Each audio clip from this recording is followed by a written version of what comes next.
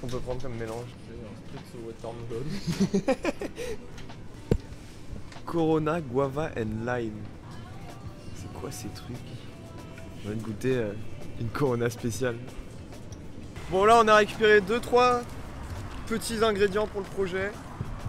Vraiment 2-3, on a été léger. N'abusez pas sur la boisson les gars. Bon les gars, aujourd'hui du coup on se retrouve avec Andreas, qui a fait des études dans la cuisine et qui maintenant est chef chez Robuchon à Londres. Et on va discuter un petit peu de son parcours, pourquoi il a décidé de faire de la cuisine et un petit peu ses objectifs par la suite, etc. Déjà, merci de m'accueillir chez toi, hein. On va pouvoir parler de cuisine et puis on va pouvoir se péter la gueule quand même, principalement. C'est vrai qu'il y a ce détail là, on n'en a pas encore parlé les gars, mais on va essayer de faire des... comment on peut appeler ça? Des cocktails improvisés. Déjà on a pris des trucs qui sont pas forts du tout, tu vois. Genre, on a pris ça, on a pris de la tequila et bon je sais pas pourquoi moi j'ai pris des fruits. T'as envie de commencer avec quelle boisson? On va commencer par là. Moi je te dis, il fait un peu beau, il y a une petite pina colada. Je sais pas si t'es con, mais moi je trouve que ça fait. Vas-y ça se tente. Wesh. Elle est chelou.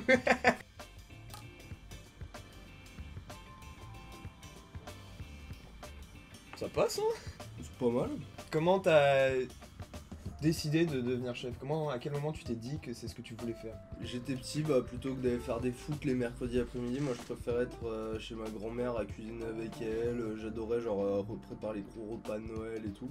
Et puis je me souviens surtout, Robuchon notamment, c'est lui qui m'a le plus influencé parce que genre, c'est l'histoire à la con, mais je prends un avion avec mon père, j'avais genre 8-9 ans, tu vois. Et il y avait tous les reportages sur Joël Robuchon dans l'avion. Et je suis sorti de l'avion, j'ai fait à mon daron, mais moi un jour j'irai travailler pour lui, genre si je veux être chef là-bas, je veux être comme lui et tout. Tu peux expliquer un petit peu tes horaires alors ça va dépendre des restaurants, mais en ce moment je suis à environ 70 heures semaine. Donc ça fait des journées où je vais arriver à 8h, vers 8h et je vais repartir vers 23h30 minuit quoi. Si t'es pas passionné, c'est physique, c'est mental, faut toujours avoir un gros niveau, tu peux pas te permettre d'être un jour un peu en dessous parce que le client il vient qu'une fois, donc c'est-à-dire que là ton client il a été déçu, il est déçu quoi qu'il arrive et c'est fini. Du coup t'as été chez Ferrandi? Ouais. Est-ce que c'était ta première option, ton premier choix? Est-ce qu'il y avait différents choix dans le métier ou... Ouais, en général, sur les bachelors, en général ça joue entre Ferrandi et Paul Bocuse, qui est la grosse école qui est à Lyon. La particularité de Ferrandi et Bocuse, c'est qu'on est encadré par des meilleurs ouvriers de France. Il y a vraiment une formation complète autour du management et tout ça, donc c'est vrai que ça permet d'avoir une vision qui est très globale sur pas que le métier de cuisinier, vraiment le métier de chef et de patron d'entreprise en fait. Pour toi, quand tu veux devenir chef, c'est quoi un peu le parcours que tu dois avoir pour franchement vraiment arriver à chef?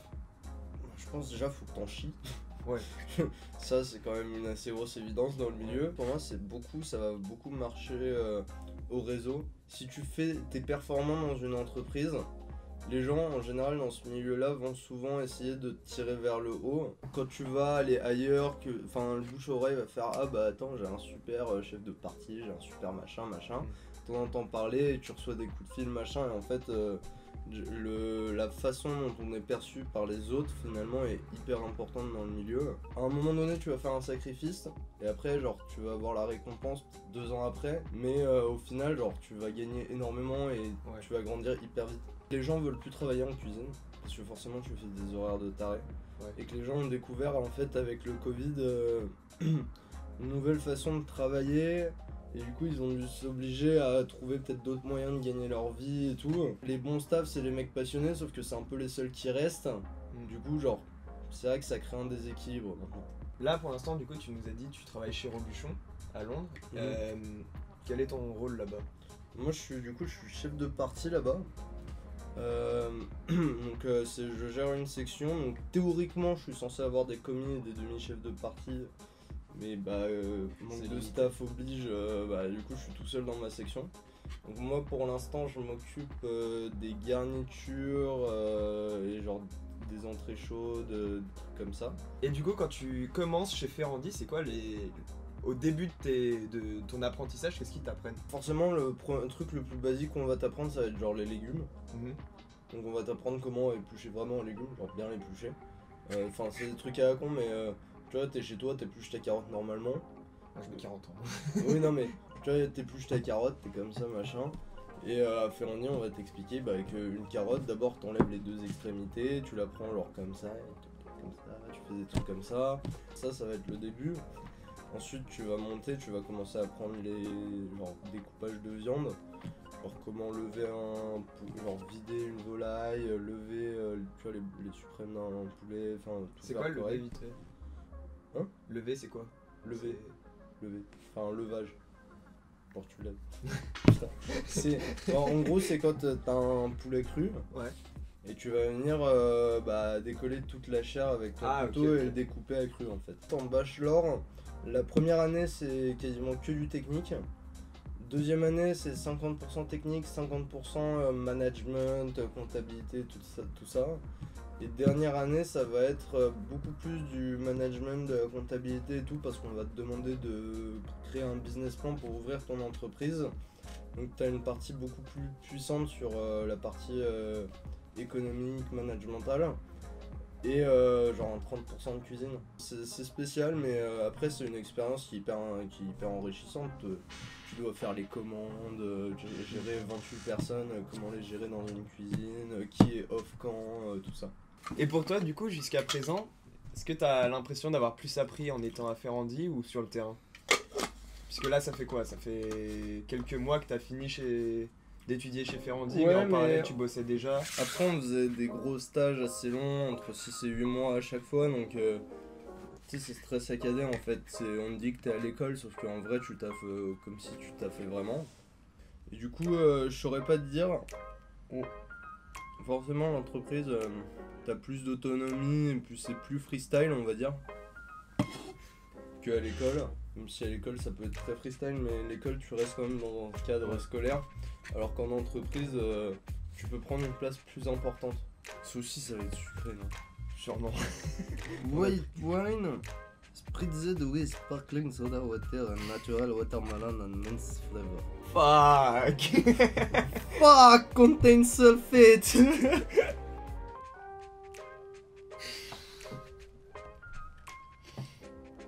pas bon? C'est hyper étrange. Mais alors quand je te dis que c'est étrange, c'est que c'est étrange. Parce que t'as un arrière-goût, vu qu'il y a de la menthe, t'as un arrière-goût comme si c'était un iced tea à la menthe en arrière-goût. Déjà, ça pue. Oui, ça, je pense que tu t'en envoies 3, mais le lendemain, t'as une barre dans la tronche. Oh, ce genre de vin. Ah, je pense qu'après, il va falloir sortir des Doliprane. Ouais, du coup, quand t'es chez Ferrandi, est-ce que t'es vraiment dans un environnement cuisine ou pas pour la pratique? Ou c'est un peu genre... c'est peut-être une question conne, mais genre le labo de physique. Alors... on te vend ça comme... Enfin, on en parle comme si c'était le labo de physique. C'est-à-dire que genre... C'est hyper drôle le paradoxe, parce que du coup, t'arrives après, genre... ton bac. Donc moi, j'ai fait un bac S. T'arrives après ton bac S, on te fait... Ouais, alors là, tu vas passer ton bac dans le labo de TP, au 6ème, machin. Je fais, bah, ok. Et t'arrives à Ferrandi, on te fait... Ouais, alors votre TP, il a lieu dans le labo 35. Donc toi, tu cherches ton labo 35, sauf que ton labo 35, si tu veux, c'est une machine de hier de cuisine. C'est dégueulasse, hein. C'est pas bon, hein. J'ai dit que c'était pas bon. C'est pas ça, hein. C'est encore le Malibu. Non, ouais, si, c'est le Malibu encore. Il est pas bon, frérot. En vrai, il est pas ouf. Mais juste, tu te retrouves dans des labos de cuisine qui sont mais monstrueux. Genre, t'arrives, genre, c'est des fourneaux énormes, t'as des grands plans de travail, t'as des zones froides, t'as une zone pour chaque section, t'as une zone avec des légumes, une zone pour la viande, une zone pour le poisson, enfin, t'arrives dans des trucs, c'est genre de la machine de guerre. Tout le monde a sa manière de faire quelque chose, t'en as qui vont être de très haut niveau et tout, mais en tout cas, Ferrandi, ça te permet que, donc, peu importe, on va te parler d'un truc, tu vas au moins savoir, tu vas au moins avoir une idée de quoi on te parle et une idée de comment faire. Après, tu vois, genre chacun a sa technique, il va te dire ouais, je préfère que tu fasses comme ça, que tu fasses comme ça, mais au moins tu sais de quoi on te parle, tu vois. Ok. Déjà, est-ce que toi tu peux préparer, tu crées des recettes relativement souvent ou t'es plus genre à appliquer à la lettre Bah ce qui est déjà, déjà fait? sur le papier, je suis un peu le chien fou. Parce que j'aime pas suivre les recettes et du coup moi je les fais vraiment au goût, genre au toucher entre guillemets, enfin aux textures et tout ça, plus qu'en suivant une recette. Donc j'ai les ingrédients mais faire des pesées c'est vraiment pas mon kiff. À l'avenir, du coup, tu te vois où? Genre, c'est quoi ton objectif? L'objectif à plus long terme c'est quand même une fois que genre j'aurais fait des grosses performances on va dire, pouvoir commencer à ouvrir des trucs, être plus tranquille entre guillemets, avoir une vie qui se rapproche plus d'une vie normale. T'as tellement bossé plus jeune, t'es passé à côté de tellement de trucs, Ouais, parce bien qu'on sûr. n'en a pas parlé, mais tous les sacrifices que tu fais pour faire ce métier, ils sont quand même relativement énormes. Et que même si en soi je pense que je serais prêt à le faire toute ma vie, c'est pas l'objectif. C'est ok, je vais faire des sacrifices pendant 8-10 ans et je vais tout donner pendant 8-10 ans. Mais c'est pour que derrière ça, l'objectif soit bah tu crées des trucs, le matin t'arrives à 10 h, tu fais un peu le service du midi, tu vérifies des trucs avec tes mecs, machin, tu pars à 14 h, machin, tu reviens vers 19 h, tu regardes, tu double check, tu reparles un peu, tu goûtes et tout. À 20 h 30, y a plus besoin de toi, juste t'es passé vérifier, machin, tu peux rentrer, tu peux aller au resto avec des potes, aller enfin passer du temps en famille quoi. Ça t'a demandé beaucoup de sacrifices déjà jusqu'à présent Bah, ça de bosser comme tu l'as fait? Ouais, déjà d'un point de vue sortie, perso, machin, tu vois tous tes potes, toi t'es le premier, Luc, enfin tout le monde. Ouais, viens, on fait ça ce jour-là. Bah non, je peux pas, je bosse. Bah rejoins-nous après. Ouais, mais le lendemain, je bosse à 7 h, donc je peux venir 1 h, quoi. Mais voilà. Après, bah, quand t'as l'intention de faire des carrières à l'international, bah forcément, tu laisses des personnes que t'aimes derrière toi. Tu tombes amoureux, mais tu te retrouves à choisir ta carrière avant de choisir la personne que t'aimes. Alors que le choix, il est pas forcément... Il est justifié dans le sens où c'est ta passion et c'est ce que tu veux faire. Mais le sacrifice, il est quand même hyper gros quand t'aimes vraiment une personne. De toute façon, toi, ton but, c'est de faire plaisir aux gens quand eux travaillent pas. Ouais. Quand t'es dans un restaurant. Ouais, donc ouais, toi, tu travailles quand les autres travaillent pas. Et quand les autres travaillent, tu travailles aussi. Putain, ouais, dit comme ça, c'est chaud, ouais. Là où t'as étudié, est-ce qu'il y en a beaucoup qui ont commencé, qui ont pas fini ce qu'ils ont fait? Ouais, il y a genre un bon 50%, 50-60% qui ont abandonné. Et ouais, du coup, il y en a beaucoup tout le monde a l'image de mais... Top Chef hyper. Tu fais de la création machin, c'est pas ça la cuisine. Ouais. La cuisine, c'est pas t'es derrière, t'as les caméras sur toi, t'as fait des PGV qui passent en gueulant, c'est pas ça la cuisine. La cuisine, c'est que tu fais des heures, au début tu commences par faire des légumes. Après, faut être hyper curieux. Tu vois, quand tu regardes Top Chef, les mecs ont déjà passé ces étapes-là. Et du coup, ils font des trucs où ils s'amusent. Moi, après, ça m'amuse d'apprendre. Donc, j'ai toujours aimé apprendre. Mais il y a toute une partie où, genre, il y a tout le savoir à apprendre. Faut aller chercher les mecs, leur dire ah, comment tu fais ça, comment tu fais ça. Faut que tu montes, faut que tu m'expliques. Moi, j'ai eu des super chefs de partie qui m'en ont mis plein ma gueule. Mais par contre, qui m'ont appris énormément. Genre, je sais pas, une fois, pour une béarnaise. Je crois que j'ai mis genre 6 heures à faire une putain de béarnaise. Maintenant elle sort, elle est nickel. Hein. Mais genre, fallait recommencer, refaire réduire, remonter. Ah, t'as fait des œufs brouillés, t'es qu'un connard, machin. Genre, au bout de 6 heures, mais t'es rouge sang, t'as des larmes qui coulent. Tu sais pas si c'est de la colère, de la tristesse, juste ça coule tout seul. T'es là, comme ça, à fouetter ta béarnaise à la main. Maintenant, il me faut 3 minutes, tu vois. Ouais.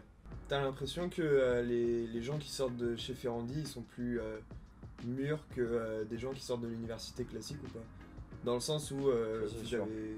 C'est vrai qu'on sauve pas des vies, mais tu vois, toute la maturité dont on a besoin pour éviter des infections, les risques de contamination, des produits avariés, des conneries comme ça, c'est une maturité que tu dois avoir et qu'on te force à avoir dès le moment où tu rentres dans une cuisine. Pour arriver chez Ferrandi, c'est quoi un peu les requirements, les... Il n'y en a pas, en fait c'est juste une question de motivation. Eux, leur job c'est de te transformer en cuisinier, en chef. Donc toi, faut juste que tu montres que c'est ce que t'as envie de faire et que t'as pas envie d'abandonner. Mais déjà, va falloir goûter cette merde là. Ça, j'avoue, elle fait peur.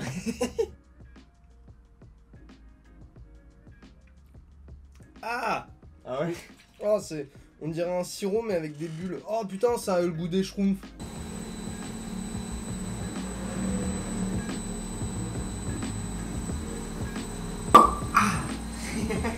Bah! Ça, c'est un poulet. Genre qu'on est venu mettre sous vide. Ouais. Donc en gros, si tu veux, ce qui se passe, c'est que on le cuit, on le colore d'abord genre dans une poêle avec de l'huile. On l'assaisonne, on le met sous vide et on fait une cuisson basse température à 58 degrés pendant genre 1 heure. C'est une cuisson qu'on fait régulièrement, c'est une cuisson assez basique qu'on va faire régulièrement sur des viandes, genre sur du canard, sur du poulet pour garder la viande hyper tendre et avoir une coloration sympa et pas trop cuite à garde, tu vois. Bon, et puis pendant la préparation, j'ai préparé quelques questions qui viennent pas que de moi, mais de la communauté aussi. Donc après, tu viens juste sur la peau. Quels sont les critères pour les étoiles Michelin? Ça va dépendre, donc les premières étoiles ça va surtout être sur la qualité de la bouffe, et genre si les plats sont ingénieux et sont bons. Ensuite plus tu vas monter en gamme, plus ce qui va être regardé ça va être... Et ce qui va être regardé ça va devenir de plus en plus genre la vaisselle utilisée, le personnel en salle, le niveau genre de la cave à vin. En fait plus tu vas monter, plus les paliers vont être proches. C'est-à-dire que pour moi, il y a un énorme gap entre le 1 étoile et le 2 étoiles. Mais entre le 2 étoiles et le 3 étoiles, le gap est beaucoup plus serré, on va dire. Tu préfères le dressage ou la préparation? Moi, je suis petit champ de dressage. Du coup, genre, je préfère faire des préparations, ça m'amuse plus. Et alors que le dressage, en vrai, c'est hyper basique à faire un dressage. Hein. Donc voilà, là, t'as les cuissons du petit poulet qui est faite. Il est beau, hein.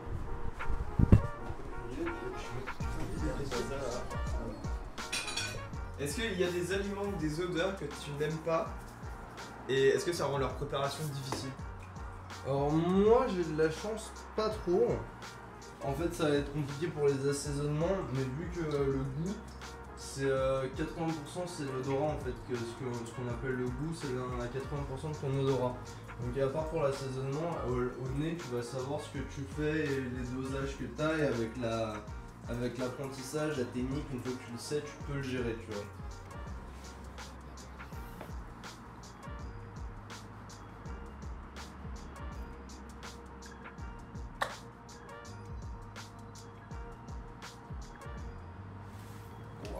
Voilà, vraiment là c'est un peu de gueule. Vraiment j'avais rien prévu de spécial et tout, c'est vraiment fait avec ce que j'ai trouvé dans le frigo. Une technique ou un plat que tout le monde devrait connaître, mais personne ne le sait. Si en vrai, bah, je te dirais genre une mayonnaise. Genre c'est hyper simple à faire et pourtant les gens ils l'achètent souvent, tu vois ils vont l'acheter, c'est genre c'est... Après je sais que je suis cuisinier et tout mais ça reste quand même une base qui pour moi genre tu vois tu peux te faire une fois par semaine une mayonnaise un peu sympa que tu gardes pour la semaine machin quand t'as des enfants et tout, tu fais des vraies mayonnaises plutôt que d'en acheter déjà faites, tu vois. Ouais, on a beaucoup de bon app, hein. Ouais vas-y, regarde-toi. Oh comment il est tout mou. Ouais. Oh. Non mais en général c'est une tuerie ça.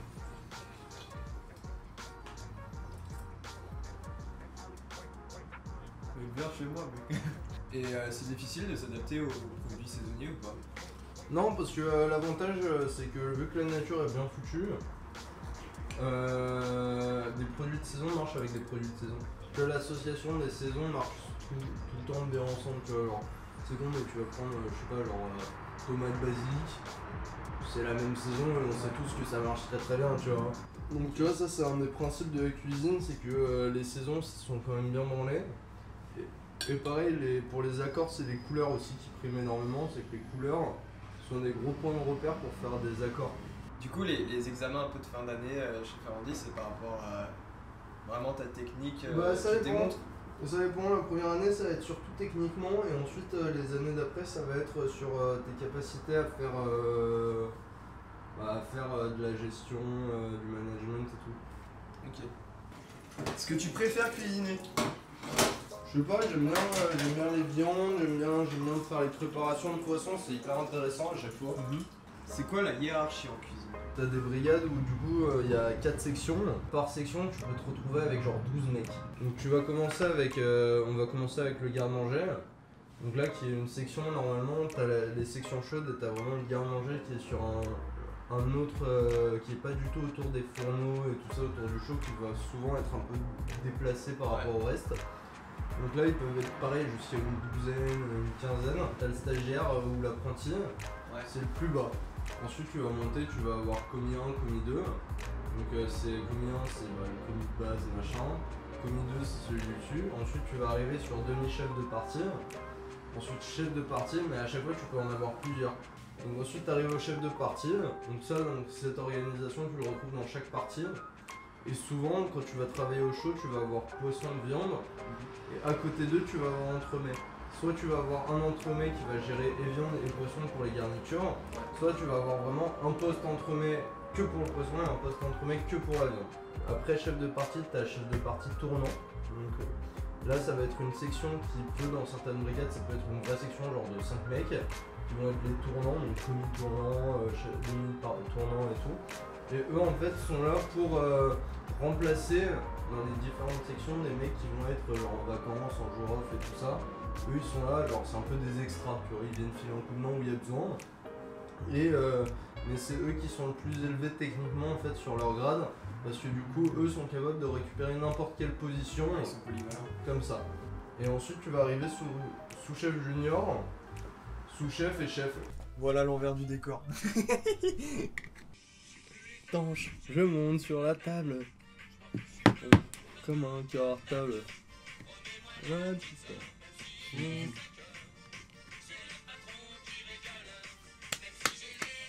On qui gagne. On tente un breuvage? Et après on se laissera là-dessus. Bon, toi du coup tu veux le gin? Ouais, moi je vais faire gin. Je vais faire tequila. Non, je sais, il me faut du poivre. Du poivre? Ouais. Alors ça, petite technique avec le gin. Je suis un connard. J'avais pas fini le berne. T'es venu avec un pamplemousse chez moi? Ouais. Je suis venu avec un kiwi, frérot. Oui, mais un kiwi c'est petit. Il a un petit peu de pepper pour donner de l'assaisonnement et du piquant. Allez, santé. Il dit santé mais il attend pas.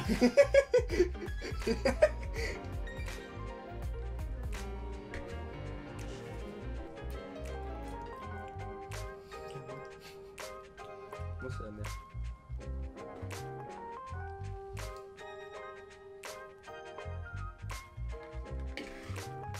C'est dégueulasse. Tu sais, on dirait ces espèces de jus de fruits à la flotte un peu. Ouais. Tu vois, genre, je sais pas, un peu comme Tropico ou des trucs. Non, genre Capri Sun. Ah ouais, ok. Tu vois, on dirait un Capri Sun mais avec ces fruits là du coup.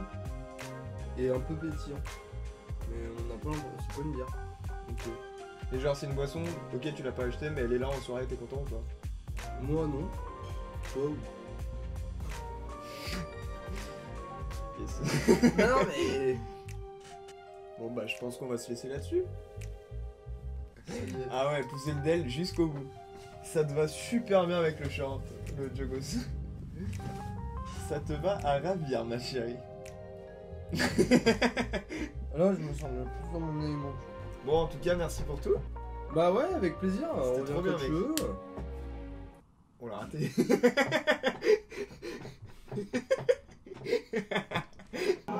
beaucoup d'être venu sur ma chaîne. J'espère que vous avez kiffé cette petite vidéo chez moi, chez Slimpy. J'espère que tous les commentaires pour la cuisine. Eh, gros big up à Fabio qui va nous voir arriver mardi matin au travail. Attends, mange pas un mur.